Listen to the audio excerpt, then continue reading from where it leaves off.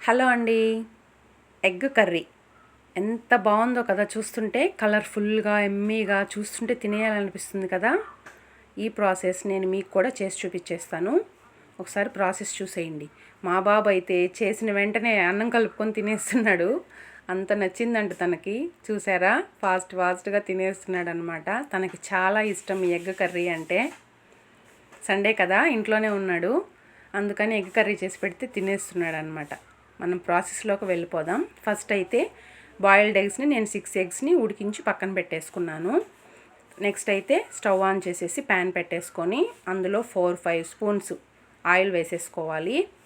Onions ఒక 3 onions నేను cut చేసి పెట్టుకున్నాను. ఒక 2 టమోటాలు, ఒక 3 ఆనియన్స్ కట్ చేసి పెట్టుకున్నాను అనమాట. ఆయిల్ వేడయ్యాక ఆనియన్స్ అందులో వేసేసాక ఒక టేబుల్ స్పూన్ ఆనియన్స్ మగ్గేదాకా కొంచెం ఉప్పు వేసేసి బాగా వేపుకోవాలన్నమాట ఆనియన్స్ని. చూసారు కదా, ఒక టేబుల్ స్పూన్ ఉప్పు వేసి ఆనియన్స్ని బాగా వేపుకోవాలి. కొంచెం సాల్ట్ వేయడం వల్ల ఏంటంటే కొంచెం తొందరగా వేగుతాయి, అది అందరికీ తెలిసే ఉంటుంది. కొంచెం బాగా వేగాక కలర్ ఇలా చేంజ్ అవ్వాలి. కలర్ అలా చేంజ్ అయ్యాక టమోటాస్ కట్ చేసి పెట్టుకొని అవి కూడా సన్నగా కట్ చేసి ఉంచుకోవాలన్నమాట. ఇట్లా దోరగా వేగాక టమోటాస్ అందులో వేసేసుకుందాము. టమోటాస్ వేసేసుకున్నాక బాగా కలుపుకోవాలి. టమోటాస్ వేసుకున్నాక ఏంటంటే ఒక 1/2 టేబుల్ స్పూన్ పసుపుని యాడ్ చేసుకుందాము. యాడ్ చేసుకొని అంతా బాగా మిక్స్ చేసుకోవాలన్నమాట. చూసారా, ఇట్లా బాగా మిక్స్ చేసుకోవాలి. టమోటాలు కొంచెం సన్నగానే కట్ చేసుకోండి, త్వరగా వేగుతాయి. నెక్స్ట్ అయితే ఇందులోకి ఒక టేబుల్ స్పూన్ అల్లం వెల్లుల్లి పేస్ట్ వేసుకుందాము. ఏ స్పెషల్ మసాలాలు ఏం లేకుండా సింపుల్గా చేస్తానండి నేను కుకింగ్, అదే నేను మీకు చూపిస్తున్నాను చూడండి. తర్వాత అయితే టమాటాలు కొంచెం స్మాష్ చేసినట్టుగా గరిటతో నలుపుతూ అల్లం వెల్లుల్లి పేస్ట్ బాగా పచ్చివాసన పోయేదాకా వేపుకోండి. చూసారా, ఇలా మెత్తగా స్మాష్ అయిపోయి ఆయిల్ సపరేట్ అవ్వాలన్నమాట.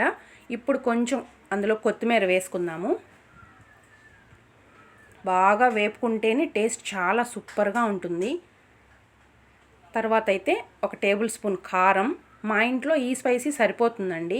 మీకేమైనా ఎక్స్ట్రా కావాలనుకుంటే పెంచుకోవచ్చు, అలాగే తక్కువ కావాలంటే తగ్గించుకోవచ్చు. నెక్స్ట్ అయితే పచ్చి ధనియాల పొడి ఒక టేబుల్ స్పూన్. ఈ 2 స్పైసెస్ వేసుకున్నాక బాగా వేపుకోవాలన్నమాట. కొంచెం కొత్తిమీర వేసేసుకోండి.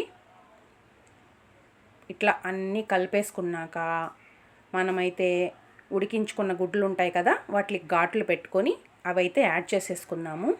చూస్తున్నారు కదా, ఇట్లా ఒక 5 మినిట్స్ ఉడికించుకున్న గుడ్లు వేసి బాగా రోస్ట్ చేయాలన్నమాట. ఒక 5 మినిట్స్ వేపితే సరిపోతుంది. నెక్స్ట్ అయితే ఇందులో మనం ఒక 1/2 గ్లాస్ కానీ మీకు గ్రేవీని కన్సిస్టెన్సీని బట్టి ఒక గ్లాస్ అయితే వాటర్ పోసుకుంటున్నాను నేను. మీకు ఎన్ని కావాలంటే అన్ని పోసుకోవచ్చు అనమాట. ఫ్రైగా కావాలంటే కొంచెం ఒక 1/2 గ్లాస్ పోసుకుంటే సరిపోతుంది. నాకు కొంచెం గ్రేవీ కావాలి, అందుకని నేను ఒక గ్లాస్ వాటర్ అయితే పోసుకుంటున్నాను. పోసుకొని అది బాయిల్ అవుతూ ఉంటుంది. క్లోజ్ చేసేసి మూత పెట్టేద్దాము. ఉడుకుతూ ఉంటుందన్నమాట. ఒక 5 మినిట్స్ తర్వాత అయితే మూత ఓపెన్ చేసి చూపిస్తున్నాను చూడండి. ఇట్లా ఉడుకుతూ ఉంటుంది. గుడ్లకి అన్నిటికి బాగా మసాలాలు పట్టేయాలన్నమాట, దగ్గరకు వచ్చేసేయాలి. లాస్ట్లో ఫ్లేవర్ఫుల్గా ఉన్న నాటికి కొంచెం గరం మసాలా అయితే యాడ్ చేస్తున్నాను. రెడీమేడ్ గరం మసాలానే యూజ్ చేస్తానండి నేను.